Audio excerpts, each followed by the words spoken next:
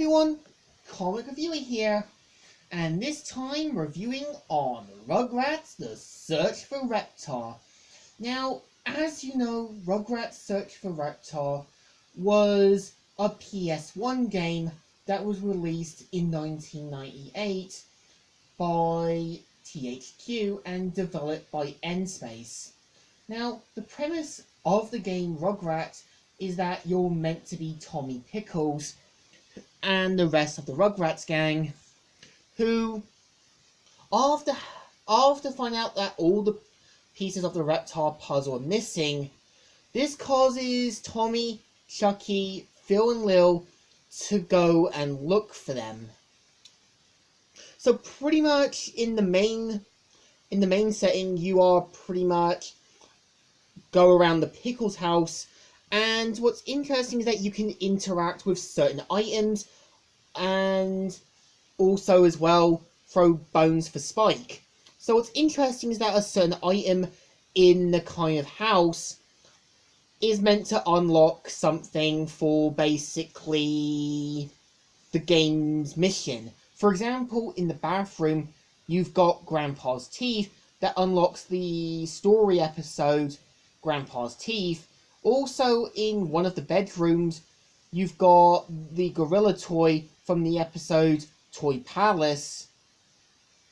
And what's interesting is that in one bathroom upstairs, you've got one that unlocks Angelica's Circus. Now, if you complete these missions perfectly, you unlock a piece of the puzzle, and you can pretty much progress through quicker. And what's interesting is that as well, that if you can also collect Reptar bars for a different basically mission in that, and if you unlock enough, you can actually get an extra puzzle piece.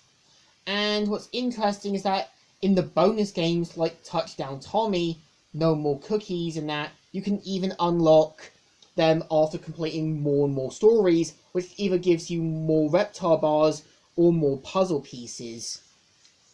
So, I do admit the game isn't bad. I think if you know what you're doing, if you have the knowledge of the game, and if you have played this before, then you know what you're doing. And I know a lot of people complain about the jumping, but it's easy if you know what you're doing, and if you know what you're doing, then you can pass through the game easy. And the camera controls are easy.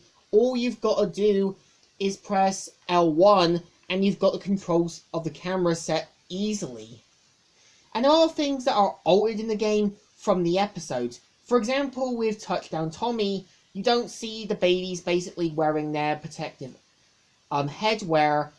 And also in Grandpa's Teeth, you don't basically see a kind of giant chase with the geese and other things. And also you don't see Grandpa in his kind of army uniform. I also know that as well, Susie does sort of appear, but only in the mini golf activities menu stuff. And what's actually interesting is that basically Stu and Dee Dee are the only characters in the game from the Rugrats family not to basically appear, as well as Grandpa. And what's actually interesting as well is that sometime later the game also got a sequel called Rugrats Studio Tour, and basically it's the same but basically in a film studio. I would say that the game is easy if you know how to do it. And if you know how to do it, then you can complete it easy. And if you complete all the puzzle pieces, the final level, Reptar 2010, has you rampaging the city until you complete the end of the game. So, in my opinion, what's interesting as well is that they do keep the original voices, and it's interesting to basically see them voicing the game, as well as that the graphics aren't bad. Keep in mind that this was a time when before graphics were more improved.